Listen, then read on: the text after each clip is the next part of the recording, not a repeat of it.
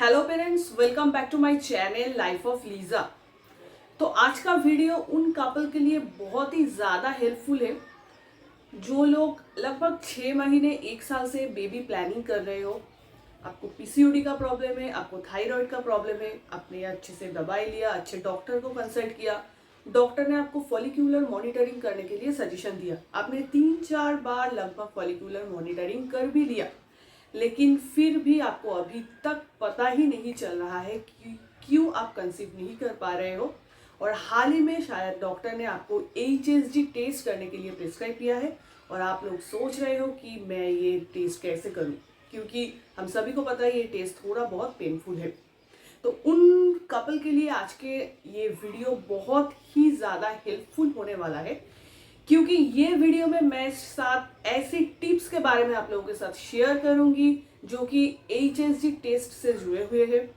ये 7 टिप्स अगर आप फॉलो करते हो तो उसमें आपकी कुछ हद तक प्रेगनेंसी की चांसेस बढ़ जाता है। देखिए, आज से 2 साल पहले मैं खुद भी एक ऐसी सिचुएशन से गुजर चुकी हूँ जब मैंने भी 3 बार फॉलिकुलर मॉनिटरिंग किया था। उसके बाद डॉक्टर ने मुझे ECG प्रिस्क्राइब किया था और मैं इतना डर गई थी कि मैं लगभग 6 से 7 महीने तक डॉक्टर के पास ही नहीं गई थी, डर के मारे, क्योंकि उसमें बहुत ज़्यादा पेन होता है। बहुत सारे वीडियोस मैंने ऐसे दिखा था, तभी मैं इतना डर गई थी कि मैं डॉक्टर के पास ही नहीं गई थी। तो तब मैंने कुछ कुछ गलतियां भी की थी जिसके वजह से मुझे एक बार नहीं, तीन बार HSG टेस्ट करवाना पड़ा। जी हाँ, इससे पहले मैंने कभी आप लोगों के साथ ये एक्सपीरियंस शेयर नहीं किया। आज फर्स्ट टाइम मैं ये एक्सपीरियंस शेयर कर रही हूँ। नॉर्मली HSG टेस्ट क्या होता है, मेरा क्या एक्सपीरियंस था, मेरा रिपोर्ट क्या था, वो सब मैंने आप लोगों के साथ शेयर किया है।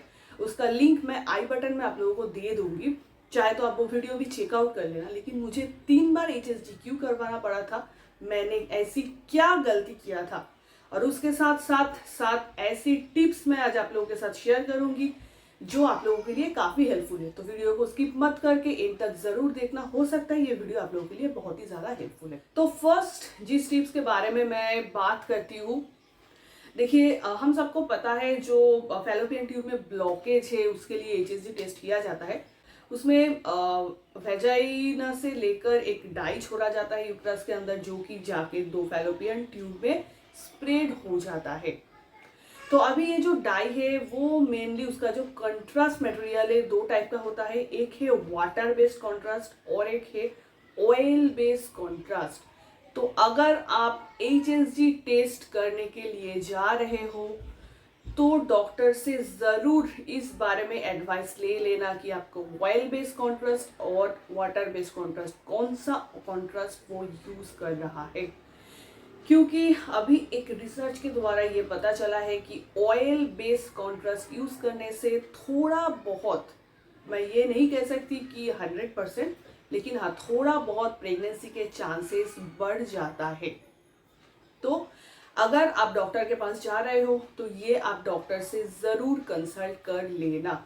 वाटर बेस्ड जो कंट्रास्ट होता है उसमें प्रेगनेंसी की चांस बढ़ने की, इंक्रीज होने की कोई भी ऐसी कुछ रिसर्च अभी तक नहीं निकला है, लेकिन ऑयल बेस्ड जो कंट्रास्ट है वो बहुत ही ज़्यादा यूजफुल है आपकी प्रेगनेंसी की चांस को थोड़ा बहुत इंक्रीज करने के लिए। अभी मैं नेक्स्ट जो पॉइंट शेयर करूंगी वो पॉइंट बहुत ही ज़्यादा इम्पोर्टेंट है, ध्यान से इसको सुनना। एक्चुअली यही एक गलती मैंने की थी जिस गलती के वजह से मुझे तीन बार HSG टेस्ट करना पड़ा था। और ये बात सुन के आपके मन में जो शंका है, जो पेन का जो डर है, वो भी हट जाएगा। देखिए, मोस्टली हम लोगों को पता है कि HSG टेस्ट विदाउट एनास्थेशिया किया जाता है। इसको करने में लगभग 15 से 20 मिनट का टाइम लगता है। मेरे टाइम पे भी मुझे वैसा ही पता था। इवन मैंने डॉक्टर से ये भी पूछा था कि मतलब बेहोशी के हालात में ये किया जा सकता है कि नहीं, क्योंकि ये इतना ज़्यादा पेनफुल था। तो मेरे डॉक्टर ने जस्ट स्ट्रेटली मुझे मना कर दिया था, जो बताया था जी नहीं, ये विदाउट एनास्थेशिया ही होता है। But friends, this is absolutely wrong.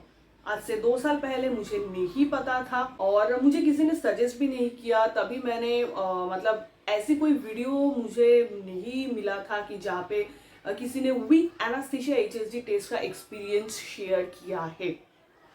जी हाँ, तो आज मैं आप लोगों को मैंने कुछ रिसर्च किया। मैंने 2-3 मेरे कलीग्स थे जिन लोगों का भी सेम प्रॉब्लम था, उन लोगों के मुंह से भी मैंने सुना। ये बिल्कुल भी गलत है। अभी ऐसे बहुत सारे मेथड से कभी कभी मतलब डिस्पोजेबल कैनोला बोल के एक आता है, उसमें आपका दर्द वगैरह थोड़ा कम होगा। हल्की बेहोशी में भी किया जाता है, एकदम टोटली बेहोशी में भी एचएसजी टेस्ट अभी होता है।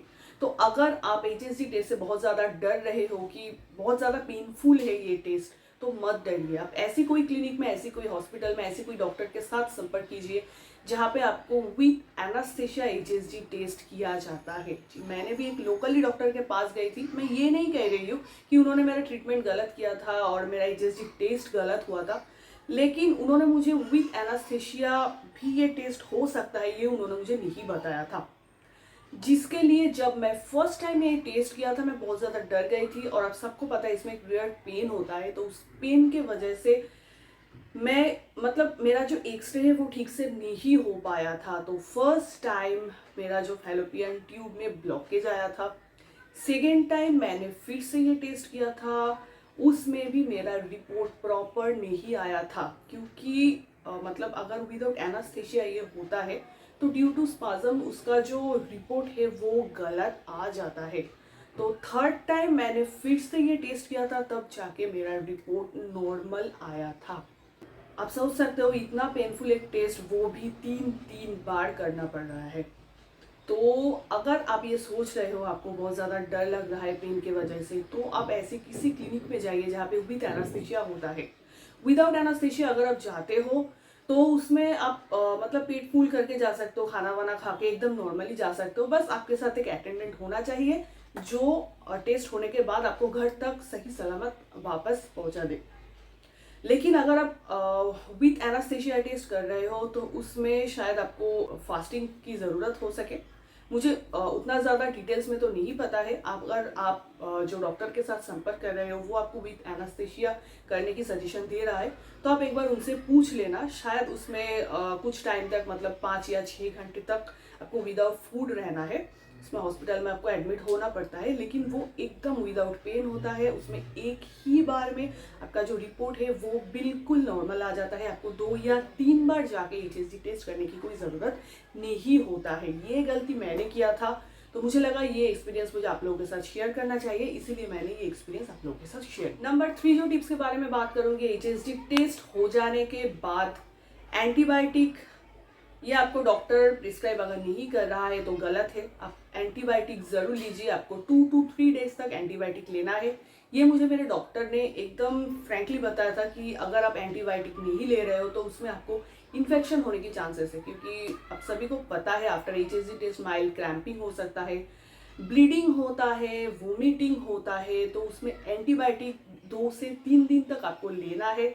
अगर कोई भी डॉक्टर आपको प्रिस्क्राइब नहीं कर रहा है एंटीबायोटिक, तो प्लीज़ आप दूसरे डॉक्टर के साथ संपर्क कीजिए। एंटीबायोटिक इसमें आपको लेना ही है। अदरवाइज इन्फेक्शन अगर हो जाता है तो उसमें आपकी प्रेगनेंसी में भी बाधा आ सकते हैं। नंबर 4 जो पॉइंट है, एचएसजी हो जाने के बाद एटलीस्ट 2 to 3 डेज तक नो इंटरकोर्स। कोई भी सेक्सुअल रिलेशनशिप में आपको एटलीस्ट 2 to 3 डेज तक नहीं जाना है। आपको नॉर्मली थोड़ा बहुत रेस्ट वगैरह करना है। बहुत ज़्यादा काम या फिर बहुत ज़्यादा ट्रैवलिंग उस सिचुएशन में आपके लिए ठीक नहीं है। ये मुझे मेरे डॉक्टर ने भी एकदम स्ट्रिक्टली कह दिया था और मैंने ये फॉलो भी किया था। और डॉक्टर ने मुझे ट्रैवलिंग के लिए मना किया था। ऐसा नहीं कि एक बहुत दिन, 2-3 दिन तक आपको आफ्टर एचएसजी टेस्ट कोई भी सेक्सुअल रिलेशनशिप में नहीं जाना है और ट्रैवलिंग भी नहीं करना है। हल्का फुल्का घर काम करना है और आपको घर पे रहना है। नंबर 5, 2-3 दिन हो जाने के बाद आपको आपके पार्टनर के साथ संबंध बनाना है, चाहे वो एवरी ऑल्टरनेट डे पे हो या फिर एवरी डे पे हो। लेकिन एक बात का ध्यान रखिएगा, वो एचएसजी टेस्ट के बाद उसी महीने एक दिन छोड़ छोड़ के या तो फिर एवरीडे आपको संबंध बनाना होता है। ये मुझे बहुत सारे सब्सक्राइबर्स ने मुझे ये बारे में सवाल किया था कि आफ्टर एचएसजी टेस्ट कितने दिन बाद आपको फिजिकल रिलेशन रखना होता है। तो मैं यही कहूँगी, एवरी डे या फिर एवरी ऑल्टरनेट डे आप वो टाइम पे संबंध रखिए, क्योंकि वो टाइम बहुत ही ज़्यादा वाइटल होता है। आपने हाल ही में HSG टेस्ट किया है, अगर छोटा मोटा ब्लॉकेज है तो वो आपके HSG टेस्ट से ही बाहर आ जाता है, तो चांसेस है कि आप वो टाइम पे कंसीव कर जाओ। तो इसीलिए अच्छा यही होगा कि एवरी ऑल्टरनेट या फिर एवरी डे पे आप अपने पार्टनर के साथ संबंध बनाए। अभी नंबर 6 जो पॉइंट है वो है, देखिए अगर आप बेबी प्लानिंग कर रहे हो तो मेरे हिसाब से आपको आपकी एज क्राइटेरिया भी उसमें फॉलो करना चाहिए। जैसे अगर आपको थायराइड का प्रॉब्लम है, PCOD का प्रॉब्लम है, तो हम सभी को इतना बेसिक नॉलेज तो होता है कि उसमें प्रेगनेंसी का प्रॉब्लम हो सकता है। तो before 30, I mean at least up to 30 age तक आपको कंसीव करने के लिए कोशिश करना चाहिए। मैक्स टू मैक्स 32 एज तक मुझे लगता है आपको इस बारे में सोच लेना चाहिए, क्योंकि अगर आप बहुत ज़्यादा लेट कर रहे हो तो उसमें कंसीव करने की चांसेस बहुत ज़्यादा कम हो जाता है। तो उसमें आपको दूसरे प्रोसेस में जाना चाहिए होता है। जैसे हम सब नॉर्मली यही चाहते हैं कि हम लोग नॉर्मली कंसीव करें, तो फिर आपको बहुत ज़्यादा लेट करना ठीक नहीं है। In that case maximum up to 32 तक आपको सोचना चाहिए, क्योंकि मैं जो टाइम पे मैं लगभग कोशिश कर रही थी खुद से 6 महीने तक, तब मेरा एज था 28। उसके बाद मैं डॉक्टर के पास गई तो मेरा लगभग 1 साल तक ट्रीटमेंट चला। Then I conceived at the age of 30। तो बहुत ज़्यादा लेट करना भी ठीक नहीं है। एज क्राइटेरिया इसमें एक बहुत ही ज़्यादा इंपॉर्टेंट रोल है इसका। अब मैं बात करती हूँ नंबर 7। नंबर 7 जो पॉइंट है, देखिए इसमें 3 टाइप का रिपोर्ट आपको आ सकता है।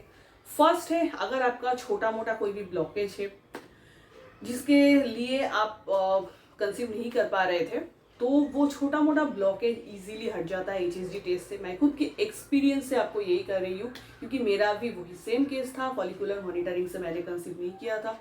छोटा मोटा जो भी ब्लॉकेज था मेरा HSG टेस्ट से हट गया था, and in that month I conceived. Number 2 जो रिपोर्ट आपका आ सकता है, 2 फैलोपियन ट्यूब में से आपका एक फैलोपियन ट्यूब में ब्लॉकेज आ सकता है, जिसमें आपको डरने की कोई भी जरूरत नहीं है। उसमें एक सर्जिकल प्रोसीड्यूर होता है। Then you should go for the laparoscopy. You have to consult with your gynaecologist. She will of course suggest you for the laparoscopy, and the cost of the laparoscopy is around 40 to 45,000. This is a safe procedure, and after this surgical procedure you can easily conceive. लेकिन mostly cases में मुझे मेरे doctor ने कहा था, अगर आपकी as above 35 है तो फिर अगर ब्लॉकेज है तो इन दैट केस आपको लेप्रोस्कोपी भी डॉक्टर सजेस्ट नहीं करते हैं। मोर देन 35 अगर आपका एज है, then you should go directly to the IVF process. इसीलिए मैं कह रही थी, अगर आप नॉर्मली कंसीव करना चाहते हो तो age is a very very important criteria. और अगर आपकी दोनों फैलोपियन ट्यूब में ब्लॉकेज है, in that case you should go for the next process, this is IVF। तो ये मोस्टली 3 रिपोर्ट आपके आ सकते हैं। तीनों में से किसी में भी डरने जैसी कोई बात नहीं है। मेरा रिपोर्ट फिलहाल तो फर्स्ट वाला था, छोटा मोटा ब्लॉकेज था, जो कि मेरा ट्यूबल फ्लशिंग HSG टेस्ट से ही बिल्कुल क्लियर हो गया। तो फ्रेंड्स, ये तो था मेरे हिसाब से मैंने 7 पॉइंट आप लोगों के साथ शेयर किया, जो कि ड्यूरिंग HSG टेस्ट बहुत इंपॉर्टेंट होता है। अब HSG टेस्ट क्या है, मेरा रिपोर्ट क्या आया था, मेरा क्या क्या एक्सपीरियंस था, वो अगर आप लोगों को जानना है तो आप मेरे प्रीवियस वीडियो में जा सकते हो। आई बटन पे मैं लिंक दे दूंगी, वहाँ पे मैंने सब कुछ डिटेल में क्लियरली आप लोगों के साथ शेयर किया। और लास्ट में मैं यही कहूँगी, देखिए कोई भी आर्टिकल में, कोई भी जर्नल में ये तो नहीं लिखा है कि HSG टेस्ट से आपकी प्रेगनेंसी की चांसेस बहुत ज़्यादा बढ़ जाता है, या फिर ऐसी कुछ भी नहीं है। लेकिन मैं मेरे एक्सपीरियंस से यही कह रही हूँ, HSG is a very useful test. अगर आप अनएक्सप्लेन्ड इनफर्टिलिटी का प्रॉब्लम है, आपको PCOS PCOD है, आपने फॉलिकुलर मॉनिटरिंग किया है फिर भी कंसीव नहीं हो पा रहा है, then you should go for the test. आपको इसके लिए दोबारा सोचना नहीं चाहिए। टाइम बहुत ज़्यादा मैटर करता है। मैंने जो जो गलती किया था वो भी मैंने आप लोगों के साथ शेयर किया। सो फ्रेंड्स, आई होप कि आपने ये वीडियो एकदम एंड तक देखा है। तो मेरे हिसाब से आप ये 7 टिप्स फॉलो कीजिए अगर डॉक्टर ने आपको HSG टेस्ट के लिए प्रिस्क्राइब किया है तो। एंड देन आप मुझे ज़रूर बताइए कि HSG टेस्ट से आपको कोई भी फ्रूटफुल कुछ हुआ है या नहीं। सो अगर ये वीडियो आप लोगों को अच्छा लगे, please do like, share and subscribe, and मिलते हैं नेक्स्ट वीडियो पे। Thanks for watching life of Lisa. Till then, bye bye.